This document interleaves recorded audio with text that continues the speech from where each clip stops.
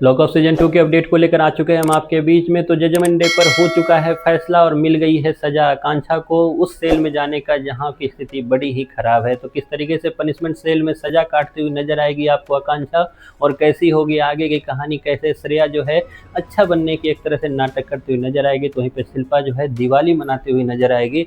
इस पर बात करेंगे इस वीडियो में, क्योंकि लॉक ऑफ सीजन 2 के सेकेंड वीक का जजमेंट डे जहां एक तरफ से आकांक्षा के लिए बुरा रहा, तो वहीं पर श्रेया को भी काफ़ी ज़्यादा सुनाने की कोशिश की गई, लेकिन श्रेया को सुनाया नहीं गया वैसा। तो वहीं पर हमने ये भी देखा है कि सुनीता का कट गया पत्ता। अब भले ही जो भी बोल के काटा हो, लेकिन इतना तो है कि सुनीता हो चुकी है इविक्ट, जहाँ पे फिर से बाकी लोगों को बचाने का काम किया गया। तो वहीं पर यह भी बताने का काम किया गया कि ये बिग बॉस की तरह ही है कि जहाँ पर कुछ लोगों को फेवर किया जाएगा और कुछ लोगों को एक तरह से क्लास लगाने का काम किया जाएगा। इसी की पहली शिकार बन चुकी है आकांक्षा, और आकांक्षा को मिल चुका है पनिशमेंट सेल। और जैसे ही पनिशमेंट सेल में आकांक्षा जाएगी तो वहाँ पर बाहर जो है एक तरह से खुशी के लड्डू बांटते हुए नजर आएगी शिल्पा, और बोलती नजर आएगी कि कर्मा का एक तरह से फल मिला है उसे। अब कौन बताए उनको कि कर्मा इतनी जल्दी रिटर्न भी होता है, कि जल्द ही उनको भी ये कर्मा का एक तरह से बैक मिलने वाला है।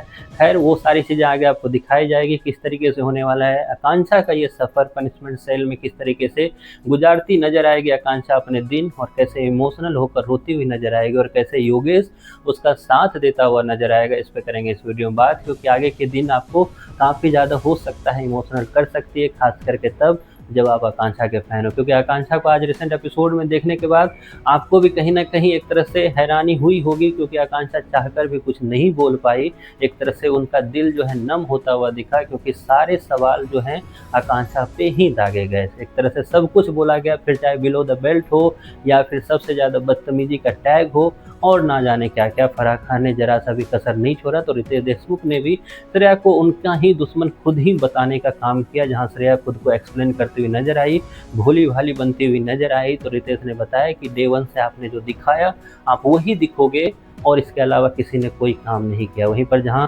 सारे घर वालों का एक तरह से सपोर्ट हासिल करते हुए नजर आएगी आकांक्षा आपको, तो योगेश का एक एक्स्ट्रा सपोर्ट, योगेश की लाइफ जो है एक तरह से काफ़ी क्यूट मोमेंट भी, भले ही पनिशमेंट सेल है लेकिन जल्द ही आपको एक क्यूट मोमेंट भी दिखाया जाएगा योगेश और आकांक्षा का। क्योंकि ये पल जो है कहीं ना कहीं इस सीजन के एक तरह से बेस्ट पल में से एक होने वाले हैं, क्योंकि इस पल जो है एक इंसान के साथ ऐसा हुआ है जिनकी शायद उतनी गलती नहीं थी। क्योंकि शुरुआत अगर मैं बोलूँ तो शुरुआत वहाँ से हुई थी जहाँ शुरुआत नहीं होनी चाहिए थी। फिर चाहे कैमरे पे जिस तरीके से भी वो दिखा हो, लेकिन सच्चाई यही थी कि श्रेया ने जानबूझकर इन सब चीज़ों को स्टार्ट किया था। हाँ, इस बार श्रेया जो है थोड़ी चालाकी के साथ काम कर गई, क्योंकि फर्स्ट वीक में वो चालाकी नहीं कर पाई।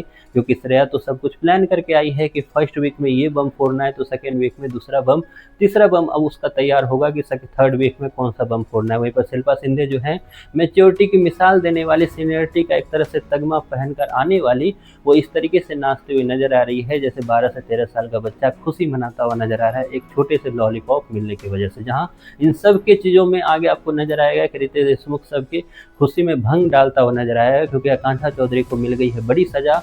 ना सिर्फ वो पनिशमेंट सेल में है, बल्कि वो डायरेक्ट नॉमिनेट होती है या एट रिस्क होती है डायरेक्ट स्टेज पे जाने के लिए।